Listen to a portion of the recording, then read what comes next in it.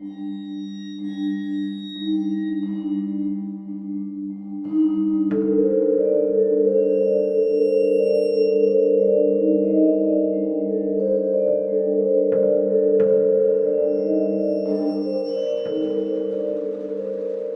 hello, and welcome to Adente Rigamortis. I'm Review Cultist. I'm Mikey. The E stands for evil. And I'm the gamer in yellow. And we're here to discuss those internet stories, most creepy and most pasta, and be critically silly doing it. And tonight we have Sueyoshi. So, it's anime, which means we're doing a series of Japanese creepypastas from our favorite Japanese creepypasta website, Kowabana.net. And that is not at all sarcasm. Sincerely, it is my favorite Japanese creepypasta website. Yeah, it is good. Yeah, like they are doing the Elder Gods' work and spreading fear and terror from another country, so that others may enjoy in their own language. God's bless. So yeah, you can check out Sueyoshi. It's been translated onto the Kowabana.net website. And before we do a full dive in, let's do initial recommendations. I'll recommend it. I will partially recommend it. All right. I'll give it a partial as well. Okay. Then let's dive in and see why. So, starting with the rundown, this is a moral story, especially for Sueyoshi-san, our narrator, on why it isn't always a good idea to learn about your family history. Or maybe it is, depending on your view on such matters. So Sueyoshi-san asked his grandfather where their last name came from after listening to a program on family names and origins in junior high school. Something that also brought this about, growing up in the country in an area that commonly only had a few family names between a large swath of family groups.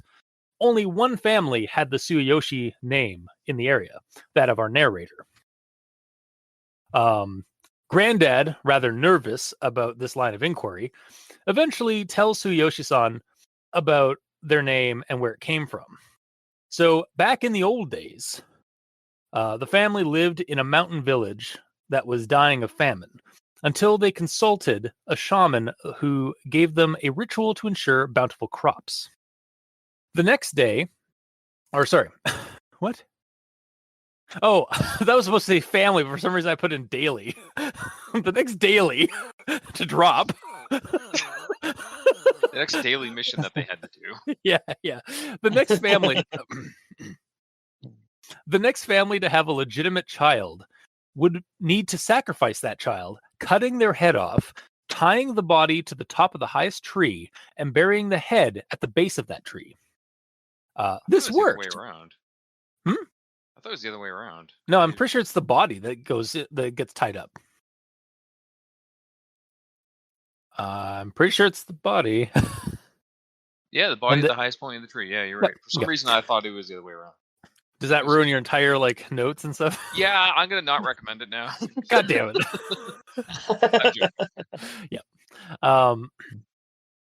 This worked, and the family had a second child, but then that child had a child years later when they were when they had a wife and family of their own, and they had to sacrifice according to the ritual.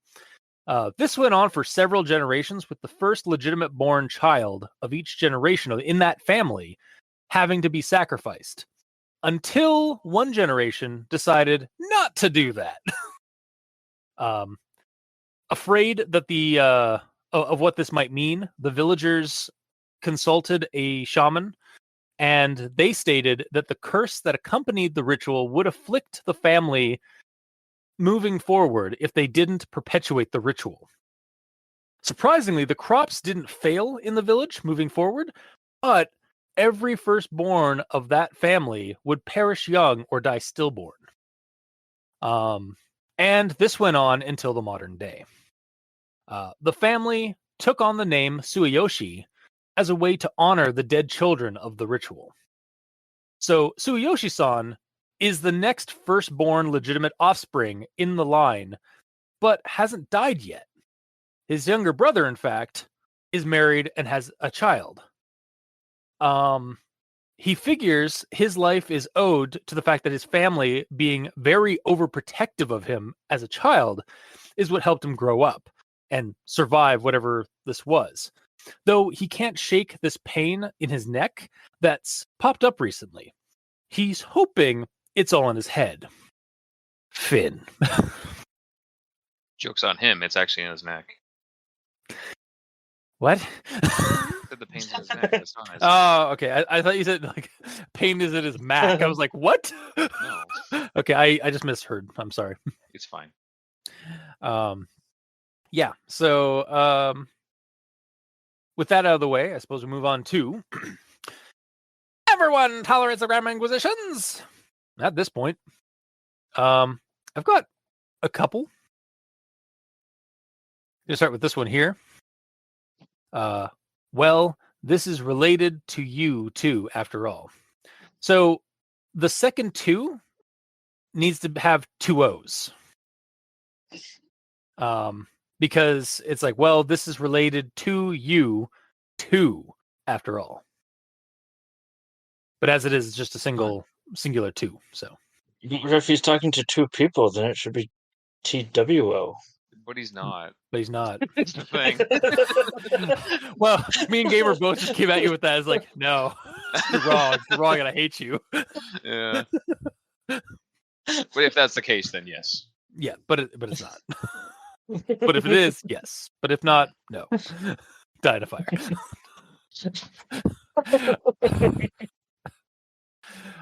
So my next one actually isn't really a grammar acquisition, but I learned some words. So that our ancestors never forgot the ritual they had to carry out, they chose the surname Sueyoshi. Su for the top of the tree they had to hang the body from, and Yoshi and Joshi and Yoshi for the ground below they had to bury the head in. So yeah, I had to look up a translation for Sueyoshi because of course I did. So I looked up what I looked at what Su and Yoshi mean. So like Su, there is a Japanese translation for it that means tipped or top. So like tip top, which makes sense. And then Yoshi, from what I could find from strangely enough baby name websites, is good or respectful. And I was like, yeah, that makes sense. Like, because they're being respectful by burying the head in the ground and such. I suppose. Yeah. So, all right, I learned some Japanese, I guess, today. Well, my search gave me Su, meaning end, close, tip, powder, or posterity. Yeah, there were a bunch of different versions. Yeah, and then Yoshi, meaning good luck, joy, congratulations. Which again makes sense. Like the good or luck, like. Because they did this ritual so that they'd have a good harvest, so like good fortunes. So it does kind of make sense. Like again, like it's Japanese, so like it has different. There's a few different meanings to their to the different like parts of their words and such. So,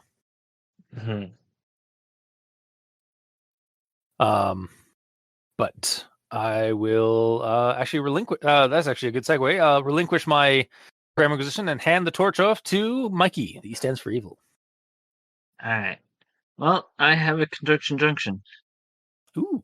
And next stop, conjunction junction. Doot, doot. So all of the houses around us had the same last name, but we alone were the Sueyoshis. It started long ago, back when farmers still didn't even have last names. Finn. Wow, that was damn.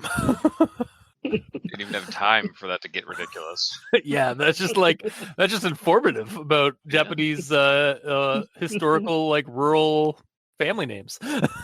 Neat. Yeah. And for those unaware, Mikey strings these sentences together to highlight all the sentences in a story that start with words that they probably shouldn't, like its, ands, or buts, because there's always better words to use.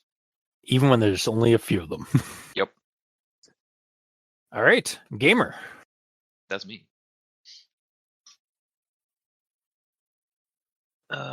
So this is around when he's the grandfather starting to tell the story. Because the kid says, "Where does our last name come from?" His face suddenly looked troubled, then he slowly started to speak after considering my question for a moment. Then in quotes, "Well, this is related to you too, after all," and end quote. And then it starts, not in quotes, saying it started a long time ago, back when farmers didn't even have last names, blah, blah, blah, blah, blah. So he's like asking him to tell him the story, and the story is told to us, although it's not quoted. Yeah, like I think this is like where like the narrator would like kind of basically pick up what his grandfather told him, kind of thing. Yeah, like there's no clear distinction to the story being told. Like in the moment, like if it's in the moment by the grandfather, then it'd be quotes and all that. But it doesn't have to be that way, because it could be like he begrudgingly told me the story, and then at that point, because you said that, the rest of it is just you writing it down secondhand. It's not a direct quote anymore. Yeah, like transcribing or paraphrasing kind of thing. Yeah. Yeah. It's just weird that it was quoted and then the quote just stopped immediately. Yeah, it's like there. I don't know how you would fix that, because like other. I just said how to fix it. Oh yeah, but I mean like you either quote the whole thing like this is a quote of him telling you the story, which you wouldn't necessarily have unless you recorded that, or just say the quote of like, "Well, this is related to you after all." Then at that point, he told me the story of my ancestors. Yeah, fair enough. Yeah. Then you can continue with it started long ago, blah blah blah blah blah, because then you're just saying it secondhand.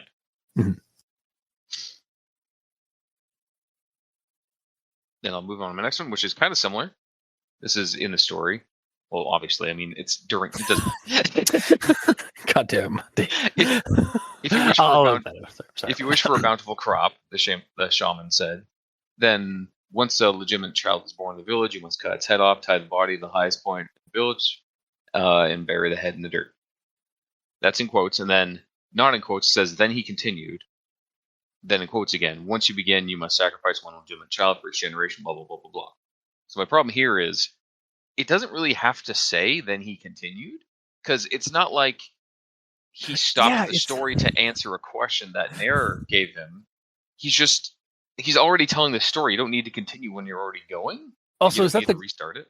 Is that the grandfather, or is that the shaman talking to the villagers in the story? Oh yeah, it might be. You're right. Because that's a quote, which it's not necessarily a quote. It's a quote of the within grandfather. a quote. The grandfather told this story to Nair, and Nair is telling it back to us, not quoted, but he's quoting what the shaman said.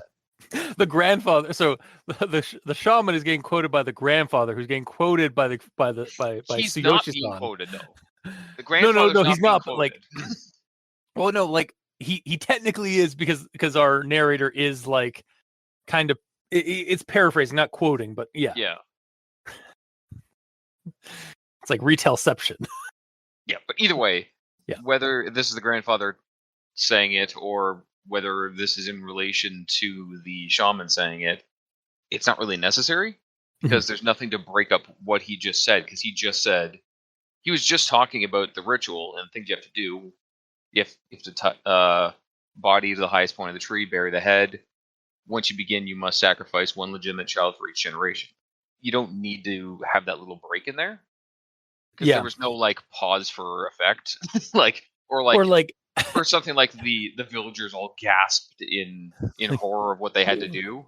Then he continued, or something. There should have, if they're gonna have that break, there should have like some kind of reaction from the villagers, like have a reason for the break to be there. The horrendous thing they're about to do, or they have to do. Yeah. Yeah, that's about all I got for the grammar in yellow. Okay. Then I suppose we'll move on to actual thoughts. So I'm going to start with the image that accompanied this story on Kowabana. Image? Yeah. There's a nice serene image of the bottom of a tree, and like it's very picturesque. I think there's a lake behind it. And there's like a nice little like a small like leaf kind of just in the focus, like on top of the the roots that are exposed from the ground. I saw the image when I started reading this, Yeah. but I just saw it for half a second and then just continued and did not refer back to it at all. Well, and that's kind of my point. I kind of like it the way it is, because when you start the story, you're like, okay, there's this like tranquil shot of a tree with the roots exposed on the ground and stuff, and like you're on the undergrowth kind of thing, and there's like a little like tree sapling or like a leaf on the tree, like that's kind of very picturesque and such. And then you read the story, Yeah. and then you go back to that image, and you're like, oh, there's a dark contrast to it. Yeah, that nice picture is suddenly not so nice anymore. Yeah, like, and it's effective because it doesn't spoil anything about the story when you first when you first see it. Yeah. And then when you finish the story, you have context as to why that image is there. Mm-hmm. And it's like it was really well done, like really well chosen for the story. And like that's literally like 2 minutes before we started recording, I pulled up the website and realized I hadn't looked at the image. And then I was like, oh, that has some deeper meanings to it that you wouldn't get until you read the story. Yeah, this nice, serene, dark image. Mm-hmm. But yeah, so I just had to comment about that because I was like, oh. Good thing you did, because I forgot. That's fine. Honestly, the only reason I did like thought about it and stuff was because I remember the last time we did a Kowabana website episode. You guys had looked at the image, and I was like, "Oh right, there's images for these." Yes. So yeah, but I'll move on. Forget. Yeah, but I'll move on to the image, or not the image, to the story at hand. Okay, this is another one. No, I'll move on to the story itself. So starting with this quote here. The village our ancestors lived in was located in the mountains, so it wasn't suitable for farming.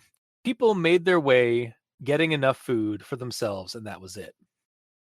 So I know this may not be feasible given like the time period or like situation historically, or perhaps pride of like the villagers and the family, like having their own land, they don't want to leave their own land. But rather than start this rather generationally toxic blood ritual that if you break, the whole family gets cursed. And like even if you don't willingly sacrifice your firstborn child, the firstborn child is doomed. Move. I mean, yeah. Like I preface that with like we don't like I know like there are swaths of Japanese history where like villagers and like the poor like stationed like class of people and stuff didn't have the luxury of being able to move. And or like didn't have there were a lot of circumstances that like kind of went against like people being able to like just emigrate to a different location and stuff like that. Mm-hmm. And there's also like the pride factor, like you don't like even like across like any culture, there's always the pride of the pride factor of not wanting to leave where you've set down roots. Yeah, but rather than start a generationally like recursive blood ritual, maybe just seek out other like land. Like maybe it'd be nice if there was something in there saying as to why they didn't or couldn't. Yeah, like it could have been like depending on the period in Japanese history, it could have been like there was like a period where like there were constant warring factions and like war bands and raiders and like samurai like basically killing villagers if they cross paths with them. So like maybe up in the mountains that's where they were safest and they really couldn't move anywhere else. Yeah, like on either side of the mountain there's two warring nations. Factions, yeah. They're kind of stuck in the middle of it. Exactly. But like and again, like this is just a simple like short creepypasta that somebody posted on the Japanese websites and such. But it's still like so like I don't expect them to give us a full on like history on like the Edo period or the war period of Japanese history. But like Yeah, just when I was reading the story, it's like, yes, Japanese ritual pastas or Japanese pastas about the historical rituals. Why didn't anybody just move? But The easy answer isn't always actually doable, though. exactly, yeah. Hindsight is 20. Like I can say that now from my my cozy Western modern house. Yeah. Not being in feudal Japan. But again, this was partially a silly, but also partially just like pointing out the obvious. Yes. On the or poking holes at the horror story. But I'll move on. Before long, our ancestors were the first to give birth to a legitimate child. They hesitated, of course, but the other villages persuaded them to go through with the ritual, and so reluctantly they did. So at first, I thought that the legitimate child, like the legitimate aspect of the child, was like a child born with a certain mark or something. And then I realized very quickly that it was just the firstborn of a legitimate / married couple. So basically like not a bastard child. Yeah. And I think it's a bit morbidly funny, but like, was there a stint after the ritual was like suggested for the village to do this that like people just were like trying their best to hold off having children so that they wouldn't get marked for the generationally selective infanticide? Or the other way to look at it is, what if just everyone in the village didn't get married? They just gave up on marriage and just went about their days. Well, then the ritual just wouldn't work. Like then they'd be back to square one where they just need to move. But again, is that not better than like having to have one family carry the burden of having to kill their firstborn legitimate child every generation? Yeah. But yeah, so getting back to like my silliness here is like they were just really trying to keep it in their pants for a time before, like after the shaman gave them this ritual to conduct. This is like it's like they got really like their downfall was that they were horny. Yeah, of course. just imagining like one family like holding off without having a kid, like so like maybe their neighbor would have the kid so that their family would be doomed to repeat this blood ritual. Or waiting for news of someone being pregnant and then waiting a couple months. Yeah, exactly. It's like, well, like Margaret San's belly down the road has been pretty engorged. Could be because she's been overeating, or she's preggers. I'm sure honey, that's I think exactly we can... how they talked back then. Yeah, exactly. It's like, honey, I think we can have kids now. I think we're safe. I think we're in the clear. And then it's like, damn it. Sorry, I'm being really silly and morbid here, but it's just like I couldn't help but like think that. Honestly, that sort of thing probably came up a little bit. Yeah, I'm sure there was like it was definitely. Is your wife pregnant? No. Okay, that's good to know. Hey, Bob, what about yours? It's like they're really just like looking at each other suspiciously from their homes, just like it's like, who's gonna have the kid first? Who's gonna draw that short straw? But yeah, I'll move on to the next one. Yet the other villagers couldn't just ignore the warning of the shaman. And so, as our ancestors stopped the ritual, they went to consult yet another shaman.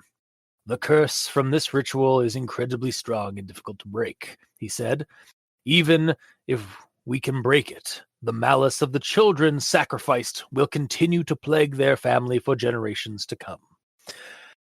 Gotta love these blood rituals conducted in ancient times, always having a curse that will occur if you don't keep it up. Just like, gotta really read that fine print. I mean, it really wasn't fine print. He straight up told them. This is another shaman that brings this up. The other shaman didn't say this. didn't mention that. Well, I mean, he This is said like- that you have to do this. He didn't say why though, or what the repercussions were. Yeah, you're Yeah. right. Yeah, like the first shaman, like century, like generations before, were like, yes, this ritual will definitely help your crops. You just have to sacrifice a child every firstborn child or firstborn legitimate child, and then every generation will have to do this. And then he didn't say anything else. And then like generations down the road, the next one is like, no, we're not doing this anymore. This is bullshit. and the villager's like, let's go consult a shaman. Well, the old shaman's dead. Let's go consult the next shaman down. Mhm. and then that's when they get the fine praise. Like, God damn it.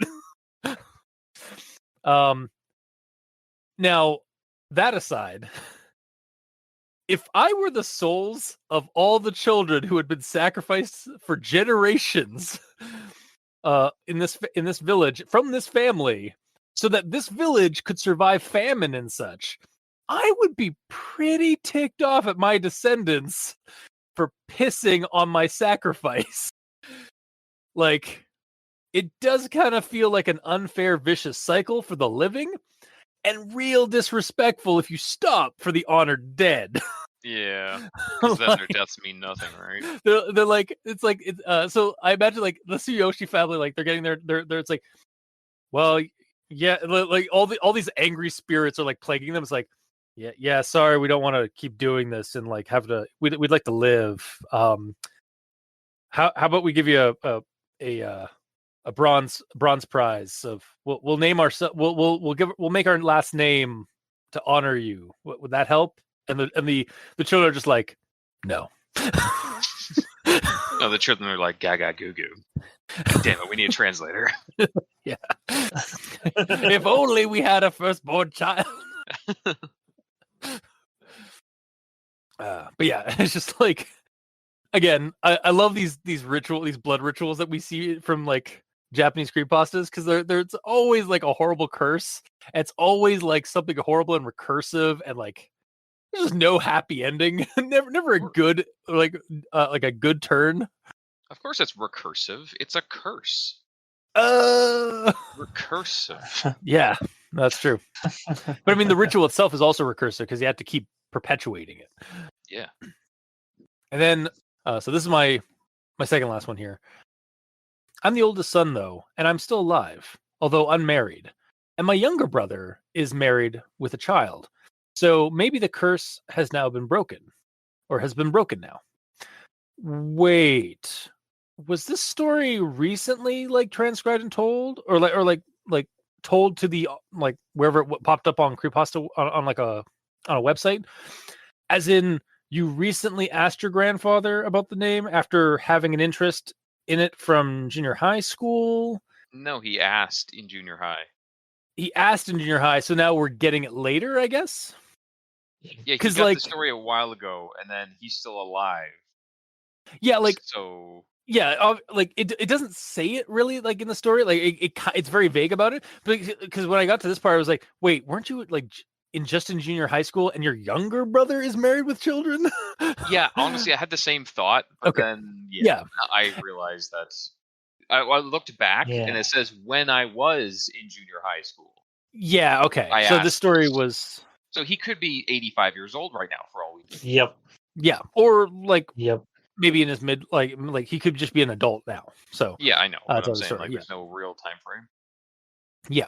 Mhm. So yeah, like, but it's just like the story was kind of initially it felt like it was vague about that, and then it's like, wait, well, this was being told from a high schooler. Yeah. And then my last. This is his high school like history project that he's putting together. Yeah. What I learned about my family name. Well, It's not good. No. Thanks. I wish I hadn't done this project. But I'll move on to my last actual thought. When I was a child, I was raised with almost excessive care. So looking back at it now, that was probably why. Although I'd like to think the pain I've started to feel in my neck recently is just all in my head. So like, is his head just gonna like supernaturally like pop off soon? Like, is that what that's hinting at? Or is that just the aneurysm building up? Yeah, basically some mundane fatal illness will take him. Yeah. Is what it's alluding Well, to. Or it, is he just been like sleeping poorly? Like, yeah. The super mundane, he's just getting old. Like, yeah, he's just getting old, and like he's getting some stress stress aches in his neck. yeah, he's a middle-aged man. Yeah. Hmm. It's not a tumor. But yeah, I was just like, the story leaves off kind of like with this sort of vague, like, it's like, I really hope that pain in my neck isn't like a precursor to like something bad about to happen to me. But it's like left off enough that it's like, it could be mundane, or maybe it is something bad that's about to happen, or it's nothing. So, but yeah, that's my actual thoughts for this story. So, Mikey, D stands for evil. All right. We've already gone the mundane route that he's just old and starting to have neck pains, which has no relevance to the story at all. You don't even have to be that old to have neck pain. I got neck pain in my 20s. Which I know in anime that is pretty old, but like right now I am like guys, I'm as like we are about as old as not Spike, Dirt. but no, not Spike, the other, like his buddy in Cowboy Bebop, Jet. We are as old as Jet is in Cowboy Bebop. And like he looks like he's like in his like 50s or 40s. He's only 37. Yeah.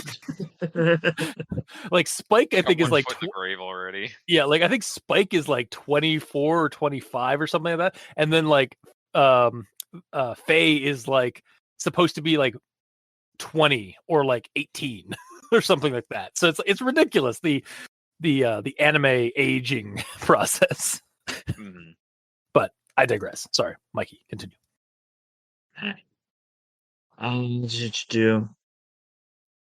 Now, I know that sacrificing the firstborn is very much a trope. Yes. And I don't really like it. I mean, see the Bible.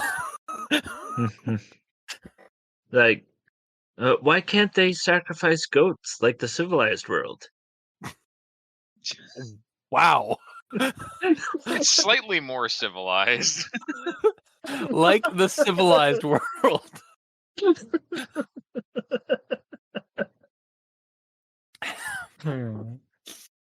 Okay. Well, it seems like the whole deal is you have to Has sacrifice something that's born out of love.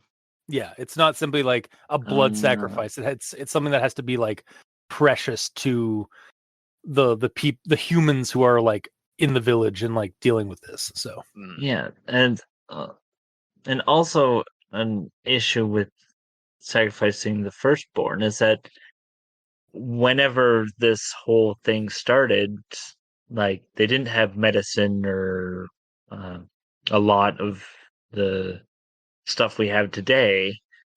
So like probably infants would die of natural causes anyway. Like you're not, stillborns were probably not that uncommon. Yeah.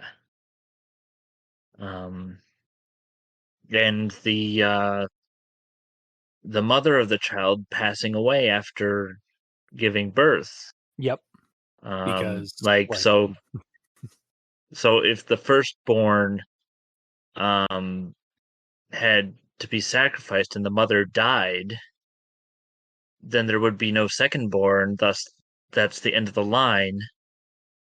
And how do you continue the sacrificing ritual if there's no line to continue?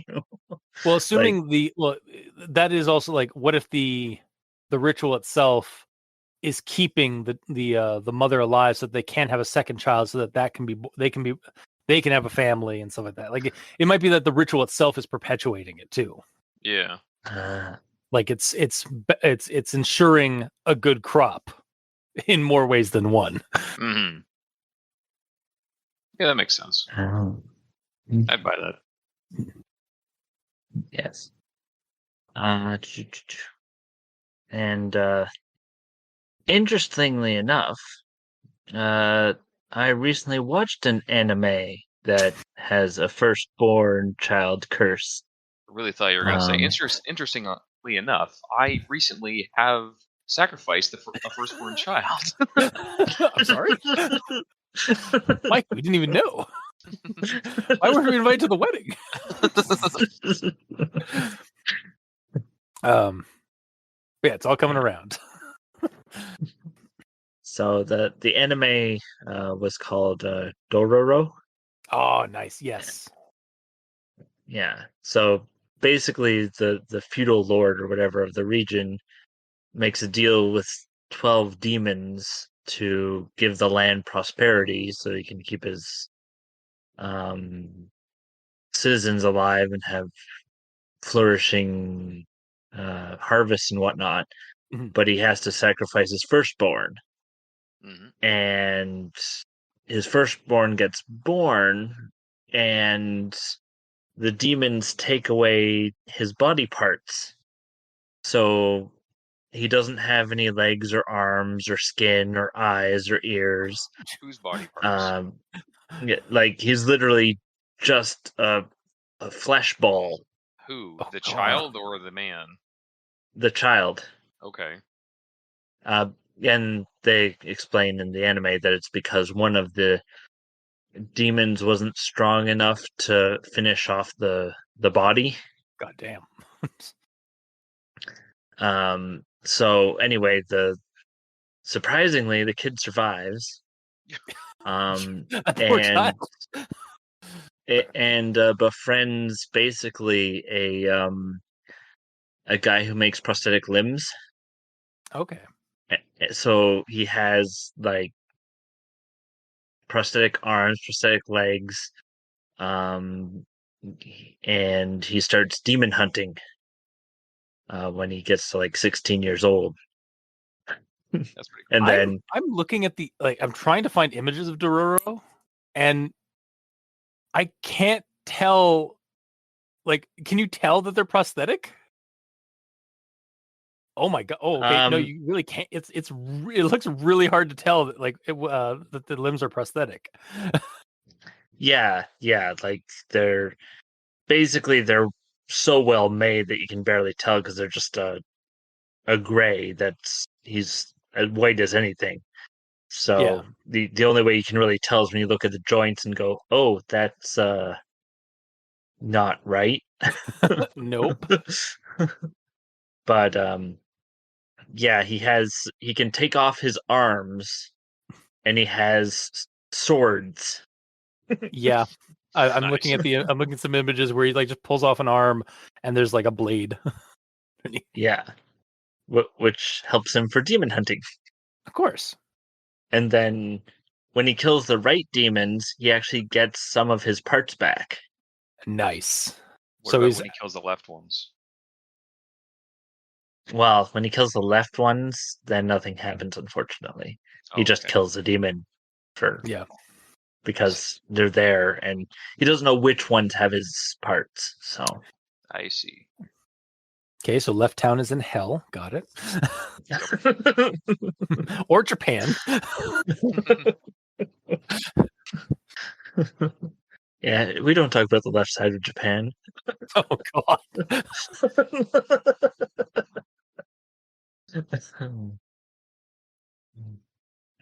Anyway, so I just thought that this fits sort of the anime side of this podcast with actually talking about an anime that Yeah, I'm is gonna actually. somewhat relevant.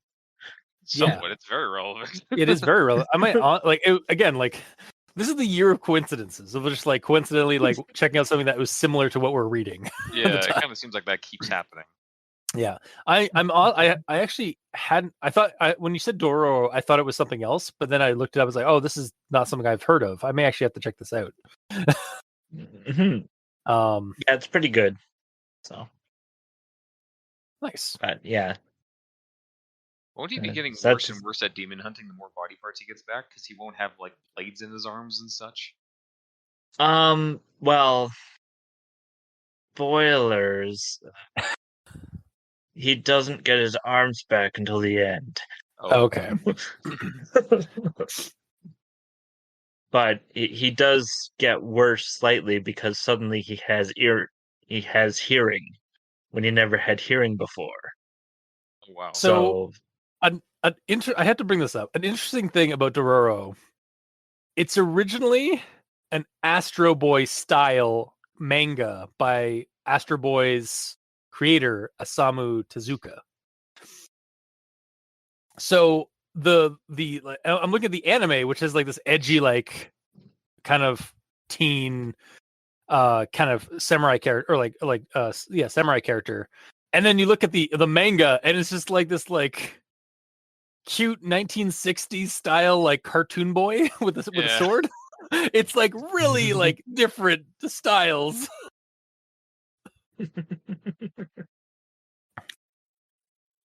Just wow.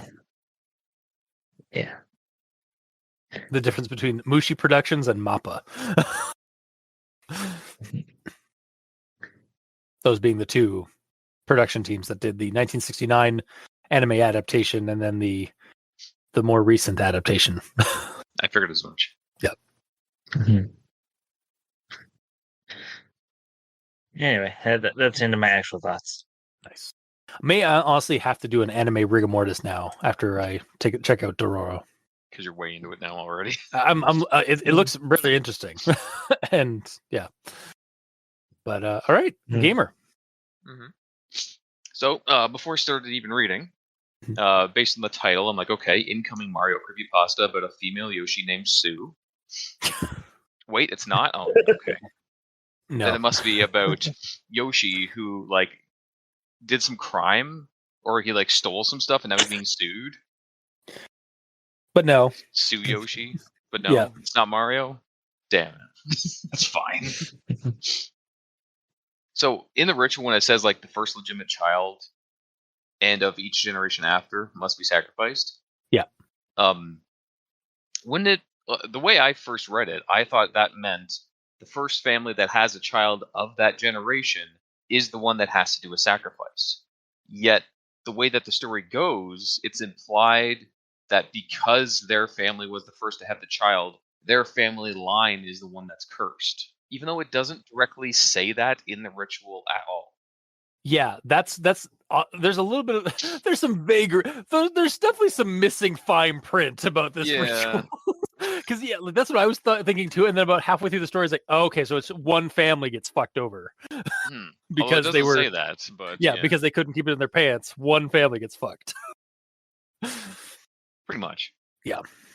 Because I assumed it was going to be most, if not all, the families in this village had to do it at some point. Yeah. And maybe it would end up making people not want to have a child if they know that they'd be the first of that generation. And like you said, waiting for others to do it first and all that. But it's all just tied to the one family, which I kind of don't like as much. Yeah, I think it would have been if it was like an entire. I mean, it also kind of ruins a little bit of the like why their last name is as such, because like unless like it was tweets so that unless it was like that they were like the last ones to perform the ritual or didn't do the ritual, or like they stopped the ritual from happening, but now their family's cursed because they didn't like continue it, and that's why they took on Sueyoshi. But like yeah, it would make it feel like a little bit more like the entire community has to bear the burden rather than one family and the rest of the villagers like please please do this thing. Yeah. we'll give you money. we'll give you our harvest, a share of our harvest. But yeah, either way, it's tied to the one family line based off of just assumptions. But how directly is it doing that? Because by this point, their family line is many generations past. Their family tree would be pretty big by now. Yeah. So like their blood is in multiple families. Well, so how do you dictate whose family of that generation is the quote unquote first. Well, again, I think it's like because like the families over there are like really tight. We're probably really tightly knit. So like even though like they spread out around the village, they kept tabs like, all right, who just had a kid? Who had a kid first in this generation? All right, that person. All right, they got a sacrifice. But yeah, like it would definitely like over the generation. I wonder if like it's less that like the one generation decided not to do it. The other, it was more just like I didn't even keep up anymore, man. Like my cousins just had a kid. Like two of my cousins just had kids. I had a kid. Which one of us are we sacrificing? Fuck it, we're not doing this anymore. Yeah. It's getting too complicated at that point. Yeah. Like the only basically way it would be like easy to keep track of is that the cursed family, they are only able to have male children. Yeah. First one always dies. The second one is the one that lives, and they cannot have a third child. Yeah. So then it's just direct every single time all the way down the line. And yeah, again, that could definitely benefit the story if that was like added into like as a detail, as like the Sueyoshi family only has males or only has boys, and they cannot have more than two. One that dies, yeah, one that lives to carry on the curse. Yeah, I would definitely. I think that would definitely be that would definitely be a good point to have in this creepypasta. Not throwing that at Kowabana, but throwing that at like whoever wrote this, put this creepypasta out there in Japan in the first place. Maybe add a few more details. Wherever you are, if somehow if you hear this story, hear this and can understand us, like. But yeah. And another thing that got me thinking of is in regards to the family that is carrying the curse. I wonder if like those kids growing up, if they were like made fun of or held in high regard because of what their family line is doing. Like, would they be creepy to like to other girls and stuff? Like, would it be hard for them to actually get a date because they're the cursed family? That is, yeah, because I could see going either way. Yeah, because like the women could be like, well, I know if I have a kid with you, I will have to sacrifice it. I'll have to watch you do that to my child. So no, I'll pass. I mean, and also like this is also the time, like this is like back in the past, and this is also like the time periods of like arranged marriages. So like I could see like the other village families basically like because again this affects the entire village when this happens, so that like the villagers are invested.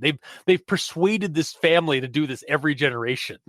So like I could definitely see like that, like it may not even like come up to like, oh, like does the kid even get a like will the second child even have like start a family? It's like no, they we'll have an arranged marriage. So yeah, it could be like just a forcible thing from like the adults or the elders of the village. But like again, I could see that being like three ways. Like either like the kid's like creepy, and like maybe there's stints where like they can't find a suitable like partner, or like maybe it is kind of like an honored thing. Like you're helping the village. It's an honor to do this. Yeah, they might be the rock stars of the village because of that. Yeah, exactly. Like it's similar to like in many like old cultures and like ancient like civilizations, the people who were getting blood sacrificed were like praised for doing this, for doing it because like because they are giving themselves up for their civilization to honor the gods. So like for sure. Yeah, long story short of that whole note is there's a lot more that could be said, and there's a lot of questions that it raises. Yeah, I would definitely could. No, I was just saying it definitely could be like again, like it's a creepypasta. It's a short creepypasta. It's from Japan. I doubt we'll ever get like a rewrite to it. However, it would be cool for somebody to do an adaptation of this and like kind of explore those themes. Like either as like a video or even like a in another story or in like a an anime. Because odds are the shaman who did this curse, this probably isn't the first one. Because it's not like he's like, okay, let me think about how to do this. He's like, "Oh yeah, you want to do this? Here, let me bring up my book of curses. Yeah, I've done this Or- one like 15 times. Or Yeah, it's likely he consulted like the spirits, like the nature, like the spirits of like the earth or of the forest or the mountains, and it's like, hey, what can these villagers do to bring their crops? And then the spirits are like, well, you could sacrifice your firstborn legitimate child. that is our favorite thing to do." We do love blood.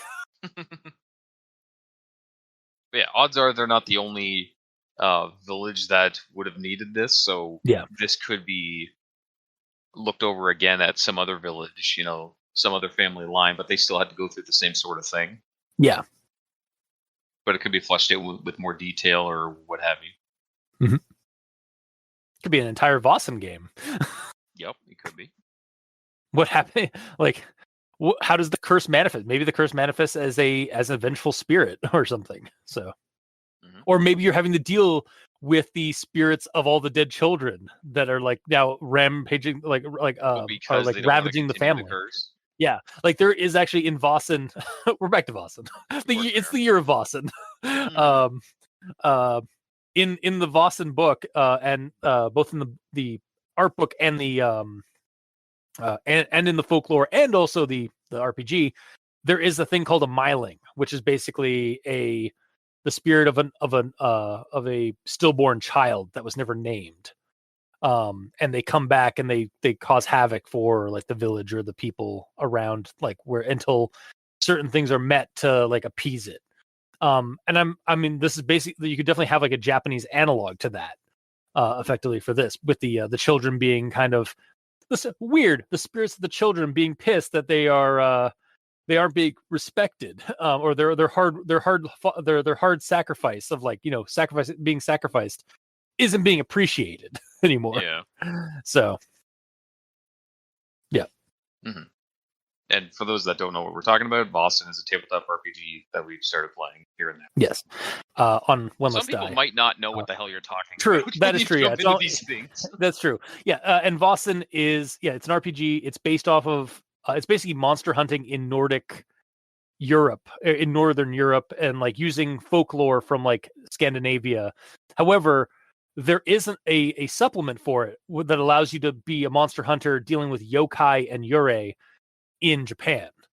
Nice. So there are like, because Vossen is just the Scandinavian term for supernatural creatures. Every culture has that term for, like, in Ireland and Britain it's the fairies, in Italy it's the fata, in Japan it's the mononoke. Like there's different names for them, but they all kind of, it's basically just the umbrella term for supernatural creatures and entities that hide among the world that we live in. I didn't know this was in the Resident Evil universe. God damn it. I did a game reference. Yeah. You are the gamer in yellow. I occasionally get those out. Yeah. Yeah. Anyways, move on. Yes, sorry. Away from our game fodder ideas stuff for this. Back to your actual thoughts. Yeah, my last one was just in regards to the ending, how it's just kind of like the curse is over, or is it? Yeah. So it's that sort of ending is kind of overdone, and it's kind of jokey in a way. But I do like that it's showing that the curse, or at least the way I'm viewing it, is that the curse is diluting over the years, and it's letting the children grow older and older before like the curse actually takes them. Yeah. Like it's giving them a chance. Yeah. If it's meant to be that way, like because it's so far gone from the time of the curse being done, and they haven't been doing it for so long that the negative effects are wearing off over time, and eventually the negative effects will just go away. Yeah, because we saw that kind of in another Japanese creepypasta, the Kotori Bako, where the basically the dead baby box. Oh yes. Again, another blood ritual that involves killing babies and children to create a spiritual bioweapon. It's a powerful way to do magic. Yeah, blood magic. Blood magic is usually the strongest because it's the blood, and also using children is even more potent. So, but yeah, in that one, like they were collecting the boxes and basically like just kind of waiting them out, like or like dealing with them in a way that like they would because they would diminish over time, but it took like generations and generations for the boxes to for the magic or the curse in the box to finally like fade away. So Yeah.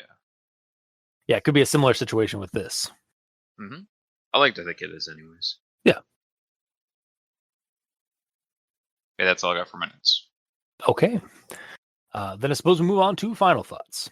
So I gave it a recommendation at the beginning, though it is very short, and there's definitely a lot of stuff that you could potentially like explore with what's here, like we've kind of brought up. But it does get the creepy point across that it's trying to tell of like a dark family past, and like maybe it's not always best to know what your family history is or the origins of your name, kind of thing. Like the sins of the father kind of stuff. So and if you do, it might come back to bite you in the butt or the neck, as it were, for this story. Well, I don't know if him knowing about his past caused it to show up. Like, if he was leading a happy, normal life, and he was like 20 or something, and then all of a sudden, after asking his grandfather about why he got his name, then the neck pain started. Oh no, I'm not thinking that. I'm thinking. No, well, I'm saying I know that, but if it was that way, then yes, 100%. Just let sleeping dogs lie. Yeah. Is the moral of the story, but it's not really the moral of the story in this one. No, well, it's more like ignorance is bliss, because like if he didn't know and he just died from like an aneurysm or like again something that happened in, like there's like something in his neck, he would not have leading up to his death, he would not have the dread of like knowing that it was probably this curse. Yeah. And that's what I'm saying, like the knowledge that he has now gained is part of his horror, because now he's thinking that like maybe that pain I have in the back of my neck is related to this curse my family's been suffering. Like, oh God, like what's going to happen to my nephew? Yes, Mikey. Or he's actually a genie. Or actually, he's a genie, because 10,000 years will give you such a crick in the neck. Yeah, it would. Yeah, potentially. Yeah. But moving on, yeah, I'm still going to recommend it. It's a short Japanese creepypasta that I liked, though there is room to explore. But it's not enough for me to like just partially recommend. I'd still recommend it. Yeah. So, Mikey, the E stands for evil. Well, as I said, I didn't really care for the trope that we get of killing the firstborn. Yeah. And at the end, this ends up potentially being super mundane, where it's literally just neck pain, like it has nothing to do with this at all. Or is it? Maybe. Or is it? Yeah. Like, yeah. I did just fall on my skateboard. Like, yeah, I kind of hit my head on. I had a helmet on, but I still hit my head on the pavement. My neck hurt after that, but it could be because the curse that my grandfather told me. Yeah, the family's been afflicted with. I am the firstborn in the line that hasn't gotten the sacrificed yet. Yeah, or maybe it's just the grandfather was messing with them one Halloween. Yeah. And it was really just a story to get him to like straighten up and fly right, and don't it's be all stupid. Yeah. I would have had an older brother, just like your father would have had an older brother. You're the oldest brother. Think about that.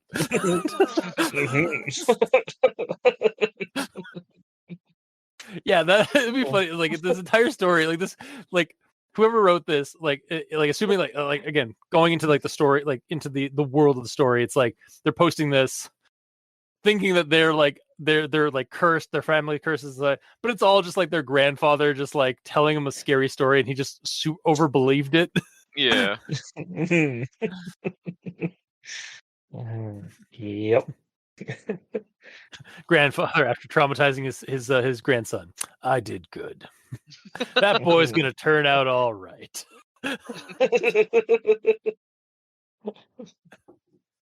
Yeah. So, because of that, I can only give this a partial recommendation. All right, fair It enough. was slightly enjoyable to read because of shaman voodoo hoodoo. You do? But yeah, the when it ends up just being super mundane, it's just like You put that in the story. Like it is a suggestion, but there you for you to chose that say, though. path. Yeah. But it's fine. Mhm. All right, gamer. Sometimes headcanons just take over the actual canons. Yeah, I it's believe. how we got I the understand. SNTF. Exactly, yeah. Can we work that into this? Probably not. I don't think so. Unless the SNTF is the reason why he's still alive. The family consulted the Supernatural Task Force. So that because they were tired of like their firstborns being cursed and dying like young, and so they've been basically like the whole like the family being overprotective is also they've added like they have like basically like he has his own like kind of secret contingent of the Supernatural Task Force to protect him from anything that might try to harm him like preternaturally. Yeah. It's like, Mr. President, get down. Because he was the president of his junior high school. Oh, I see. Yeah, Student yeah. president. He's like the president of the chess club or something. Yeah, exactly. Yeah, that makes like, sense. oh my god, I would love an anime that is just like the like that like It's about a chess. kid. No, yeah, a kid. Like yeah, the kid goes to junior high, because goes into the chess club, gets promoted to be the president of the chess club. But what he doesn't know is that death is trying to kill him, or like this curse is trying to kill him, like supernaturally or like preternaturally. And all the other members of the chess club are secretly supernatural creatures or beings from the Supernatural Task Force, tasked by his family to protect him from the curse. That is sick as hell.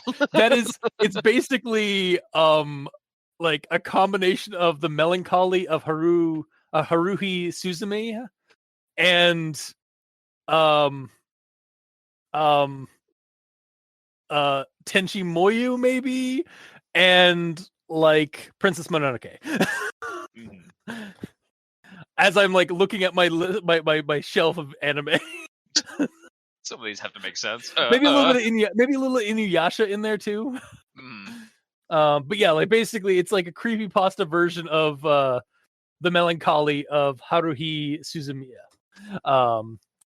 My god, I would 100% watch that, because it'd be like slice of life, and then every episode the members of the members of the chess club are secretly trying to prevent him from getting hurt or killed by some kind of like preternatural thing. It could either be like an event that's going to happen that they know about, or like an entity is like stalking him. And every like single day he gets attacked, but they stop it. Yeah, and then of course like mid season or mid show we get like a will they won't they kind of romance between him and like one of the members of the Supernatural Task Force, and they have to make, and at the end they have to make a decision like, well, we've protected him past the limits. He's going to survive now. Moving forward, I guess our job's done. We can leave. It's like, well, I don't want to leave, and get this nice again. Get this like whole like thing. Like, I feel like I'm developing this Really anime. are. Right? Are you trying to pitch this to me? Yes, I do run an anime network, like as my side gig, but you're not supposed to know about that.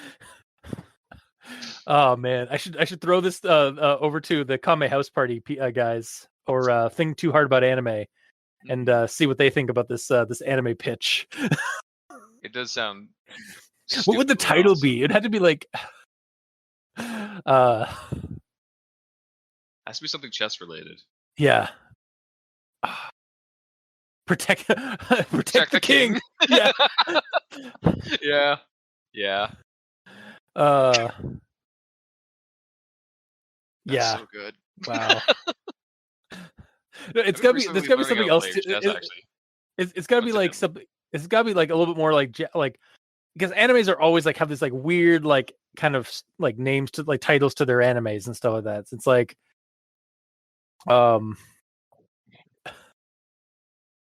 Supernatural Task Force. It's just that. Uh-huh. Anyways. It could be part of a larger like universe of Supernatural Task Force anime. So it'd be Supernatural Task Force Gaiden. Yeah. Defend the president. Or checkmate. Preventing checkmate. Yeah. Because that'd be the king dying. Oh yeah, that's true. Yeah. Anyway, this anime pitch aside. Mm-hmm. Didn't expect an anime pitch on this one, but yeah, that's the end of my notes. Okay. So wait, would you recommend it? Oh, right, we're doing. We got so sidetracked into all this. We really did. The goddamn episode. I apologize for nothing. Yeah, that's fair. I wouldn't apologize either. For me, I did like the story. I liked the read. I at first didn't like the ending, but then in my head canon, I'm like, okay, I kind of do like it actually because everything's being diluted over time, and it's kind of showing that without saying it. But that's also part of my problem is it says without saying a lot, like in regards to the curse being stuck on the one family and stuff like that. It doesn't give information that I feel like there should be. Yeah, like you eventually figure it out, but like again, that fine print on that ritual, man, that should have been brought up way earlier. Yeah, I mean, like even if just the shaman said like the firstborn has to be sacrificed, and that family will continue the ritual from that point on. Like if it just said that, that'd be fine. Yeah, that one little change would actually fix a lot of my problems with it. But the story was still enjoyable, so I'll still recommend it on the high end. It's just there's only a couple of slight little things I would do to change it, but it's not really enough for me to hate on it, Okay. So I'll come around on it a little bit. I'll recommend it. All right, cool. It ain't perfect, but they can't all be Who Was Phone. Yeah, exactly. Again, we really do need to get around to watching the movie adaptation of Who Was Phone. Well, it's not going to be as good as the original. No, but I mean, nothing can be as good. But I mean, at the very least, we need to give it a due process. Yeah, I guess. But I guess that'll be this week's episode. So yeah, 2 recommendations and a partial recommendation. It's a short creepypasta. There could be a lot more added to it, but it's all right for what we have. I didn't mind that it was short though, because it was easy to get through and it got the point across, like you said. I'll be dilly-dally. Yeah, I'll be honest. I was surprised we've gone this long. Yeah, me too. I was not. I was like, "Well, this is gonna be a short episode," and then we see here at like an hour and some odd minutes. Yeah, I had 2 notes and like 2 grammar things. I'm like, okay, I guess we're not gonna be talking much on this one. Yeah. Then all of a sudden, anime pitches started. Anime pitches, last minute Vossen reference, Vossen game fodder reference. Yeah, I also I was surprised. Like I was at this. Like I think while I was reading, I was like, all right, let's just gonna poke fun at this ritual. Like this is ridiculous. Some of the stuff. Yeah. But so if you like what you heard, or if you didn't, leave us a comment in the comment section below, where this gets posted. Whether it be on Podbean, Facebook, YouTube, or Tumblr. We're all on Twitter. You can send us messages there. Mikey is at the E stands for evil. The Gamer in Yellow is at the Gamer in Yellow, but not that W at the end because his name is too damn long. It really is. Our blood ritual to lengthen the Twitter feed has not worked yet. No. I'll have to sacrifice another niece. Yeah. I keyed. Or do I? And I'm at Review Cultist. That said, if you'd like to send us emails, you can go to aldenterigamortis@gmail.com. That's ALDENTERIGAMORTIS@gmail.com, where you can send us other creepypastas, SCPs, spooky things. You creep it, we'll peep it. Yeah.